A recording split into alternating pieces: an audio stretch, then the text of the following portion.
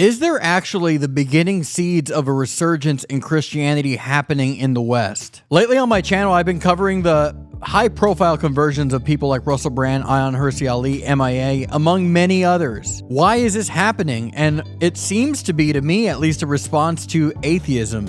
But is this happening? Is there a shift that's beginning to happen or not? What do you think about this? I'm very curious to hear your thoughts. Like the video, subscribe to the channel, consider supporting on Patreon. But today I'm going to discuss this with my friend Jack Wilkie. He is an author, writer, podcaster. He works for Focus Press. You can check them out on YouTube. They got a Patreon. He's got a Substack called Church Reset. JackWilkie.co, I believe, is his website, and he'll tell us about that a little bit later.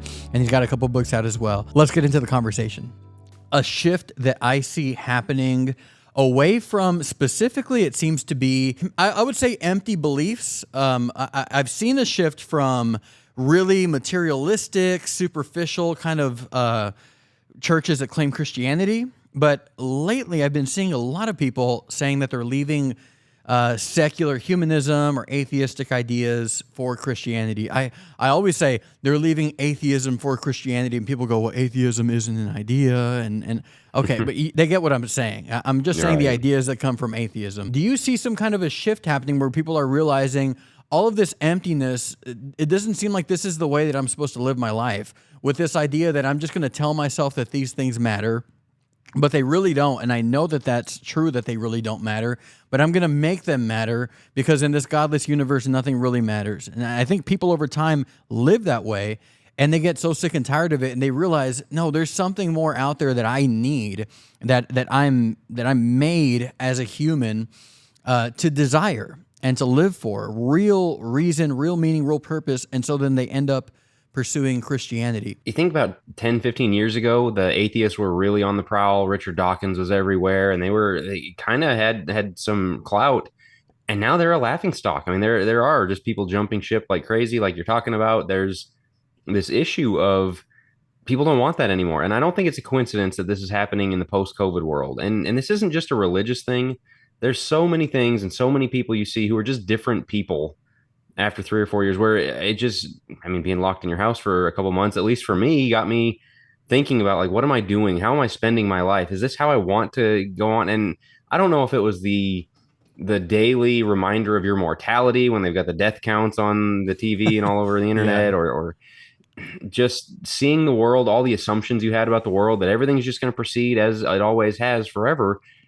And I don't know, the prosperity being taken away. There's so many changes in the last few years that have gotten so many people to just go, what am I doing? What am I here for? What's the purpose of all this? And for those that are non-religious, I think that's one of the biggest things was, I need something real. I need something beyond just coming home, turning on the TV at night and the hobbies I have. And that's great. But like, making them ask the big questions in life. And I think, again, for the atheist, the agnostic, it is driving them towards religion to realize I had nothing to stand on. I like to liken it to, you watch Looney Tunes growing up? Yeah.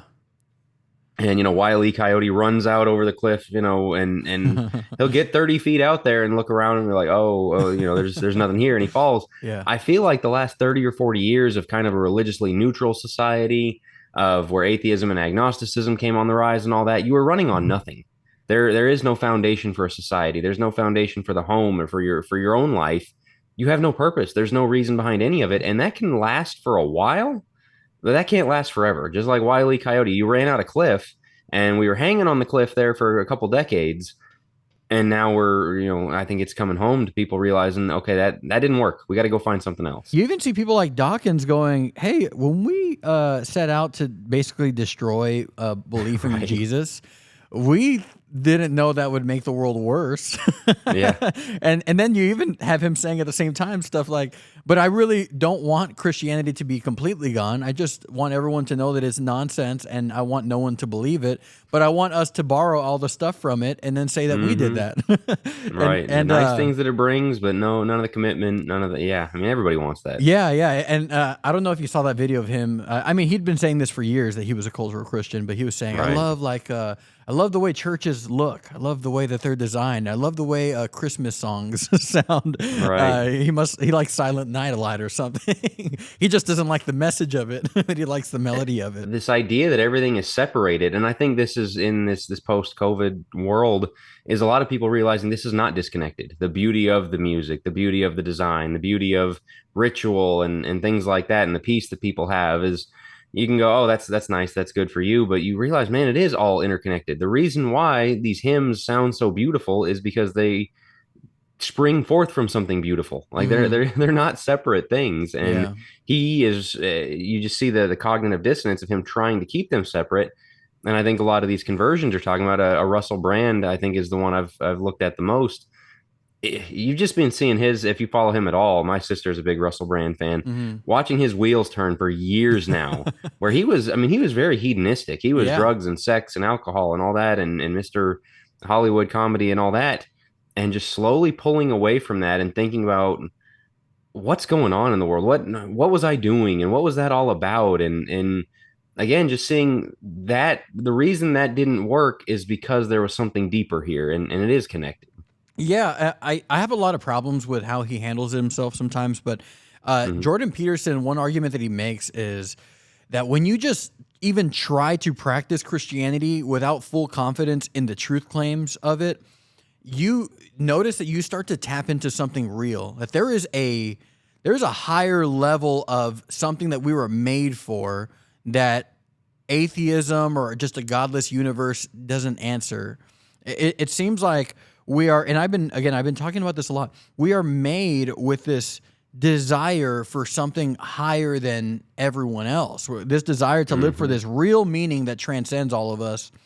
But then at the same time, people are being told, well, there's no God, there's no meaning, there is no higher meaning. You just invent it in your own mind, and then you pretend like it's a higher meaning.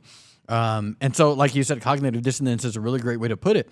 We're telling people, like, I know that you and every single other human being desires to discover what the higher meaning for their life is, but there is none. And so you have to lie to your body and lie to yourself and just pretend like there is one. And so when people start to discover Christianity and they practice it and they see how well it works for them in their lives, they go, wait a second, I think I've tapped into something that is real here and I need more of this. And I think I'm going to believe it before I understand it all. I'm a big Francis Schaeffer guy. I think he's the best author of the last 50, 100 years or so. And he talked about the upper story and the lower story. Kind of there's the lower story is the sciences and the world around us. And they thought, well, we can explain all of this, but the upper story is your beliefs, your purpose, the philosophical. And like we can cut those things off from each other. Again, we can put these in separate boxes. And he says Christianity starts with the creation because it gives you the lower story that explains your upper story. That now you know why you're here, you know why you exist, your purpose in life, and all of those things. Whereas they just say, well, we're here as an evolutionary accident, as good luck. And so when you go to, well, what's my purpose? Well, it's up to you. You decide it for yourself. It's all subjective. My truth. We have all that language that sprung up in recent years. And again, this is the thing that is running off the edge of the cliff is exactly what you're saying is people going, okay, this works for me, but not just because I like it, but because there is something bigger, because I'm part of something bigger, because Mm-hmm. there's a reason this has worked for billions of people to pray to God in some way. And as you start narrowing it down to Christianity and the truths of it, you get more and more, you get closer understanding, and it really grows. But there is another side of this. We're talking about people finding their way to God. They're also seeing the world as so much more spiritual than they realized on the bad side. Mm-hmm. You talk about the ancient pagan gods. What were their big things? Sacrifice your children for good weather, for prosperity, for whatever else, and sexual perversion, temple prostitution, all those Mm-hmm. things that they had. And that's why the law of Moses put so much of that in the code of don't give your children to Molech, don't sleep with your sister or your brother and well, your brother's wife or whatever it may be. And when you look around the world today and you see the sexual revolution and its consequences, you see abortion, which literally says, kill your children so you can have your career, or kill your children so we keep the population down so the weather doesn't get too bad. Mm-hmm. It's paganism. I mean, like it, and people don't, there might not be a little wooden guy up there that they're bowing to, but people are seeing that the spiritual battle going on, it's kind of the second Kings 6 where Elisha says, open his eyes. and the servant sees, oh wow, we're surrounded by a spiritual world I didn't even realize was there. Mm-hmm. I think that's the other thing is we're talking about the good side so much, but on the bad side, people are seeing real evil for the first time in their lives and going, what's going on? Where I thought we were all pretty much the same. To tie this back to like Dawkins and all of them, I was noticing when I was thinking about our conversation today, a lot of the people that are those high profile, I'm coming to Christianity, they're people that are from Europe. A lot of them are citing Islam and they're citing the proliferation and the increase of Muslims, and they're going, this really concerns me. I'm seeing what the morals are, I'm seeing what the values are, and I don't have any foundation to stand on to truly oppose it, except to say that I think that it's false. And so then they go, the only thing that can and always has been able to oppose this is Christianity too. There must be something to this. There must be something to this, something that can, on a moral level, triumph over evil, and something that I can actually live my life for and follow. Look how bad the world is when Christianity is gone. There must be something about it that is special. I don't know if you want to get into this part, like what people are going to. Unfortunately, it is more Catholic and Orthodox. Yeah. Because I think they see a strength there. Nobody is looking at the rise of Islam and going, you know what, the Andy Stanley Church is the thing to oppose that. You know, Rick Warren. It's just not. There's nothing there. There's no substance there. And so, as much as I have disagreements with the Orthodox and with the Roman Catholics and all of that, people look at that and see strength, and they see durability. They see it's been around and things like that. And have you seen the video of there's a young guy? It was like a protest, counter protest kind of thing. I think it was with Muslims and immigration and all the stuff they're dealing with in Europe. He was just telling them, look, this Christianity is going to rise up and oppose some of this stuff you're pushing on us.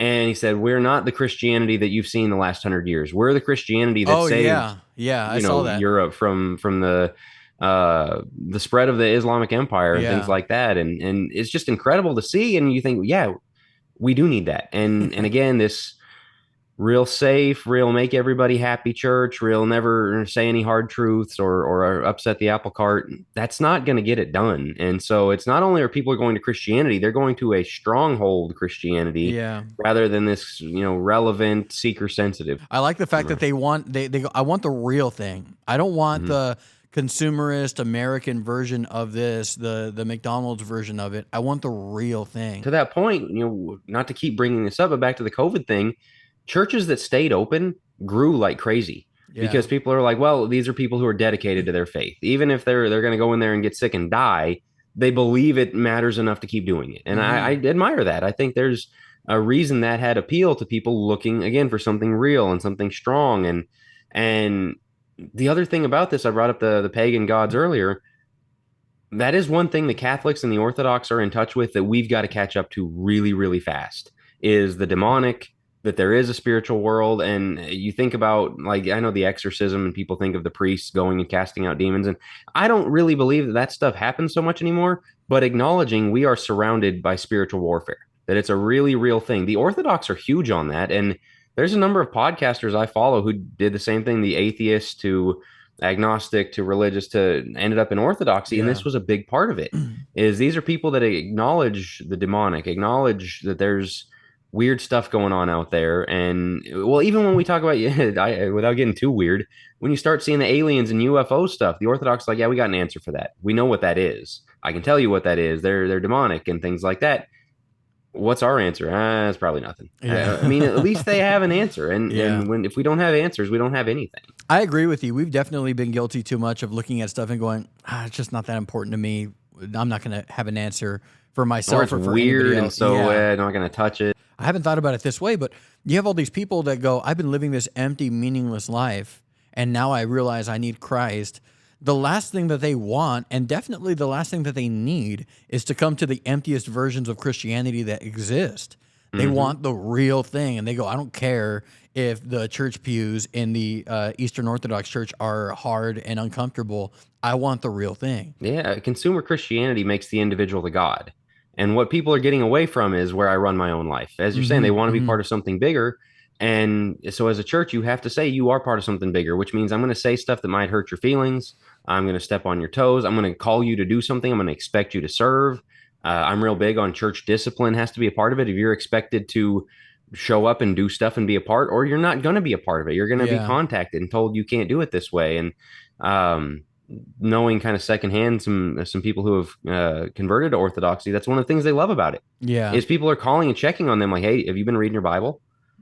I mean, like, that's great, but it's one of those, man, we have to adapt. We've got to catch up. And I think so many churches are still running 2010 software, which is let's give everybody what they want. Let's just keep them happy and keep them coming in the door. Yeah. And like, that's not built for the world we live in anymore. I'm really excited that you agree with me on this. I was talking to a friend. I said, I'm going to talk to Jack about this.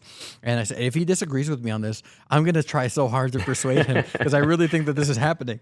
You're spot on. You really are. That's awesome. And again, really exciting stuff for the church, I think. And it's exciting if we take advantage of it. As we close here, and a secondary plug for you and the stuff that you do with Focus Press, one of the first times I saw my ears perked up to this and why I thought that you would agree with me is because on the Godly Young Men podcast, they did a podcast sometime back, a couple months, maybe 3-4 months ago, where they were talking about why people were going to Orthodoxy. Why young people especially, seem to be leaning over towards Orthodoxy. So please check out Focus Press, Godly Young Men Podcast, Church Reset, Jack's Substack. They've got a Patreon for Focus Press. Jack's got a couple books again. Anything else that I'm forgetting?